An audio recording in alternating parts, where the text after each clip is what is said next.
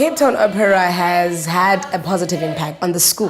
Our aim is to spark an interest in opera amongst the youth. We provide a very holistic introduction to opera to these learners.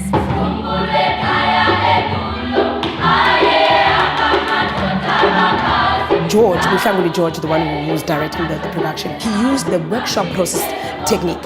The kids went to Kwatu to learn about the Khoisan people. They came back and then they started improvising things from what they saw from that trip. So kids were given a platform to think. Kids were given a platform to become creative and to be in charge of their own production and to be involved.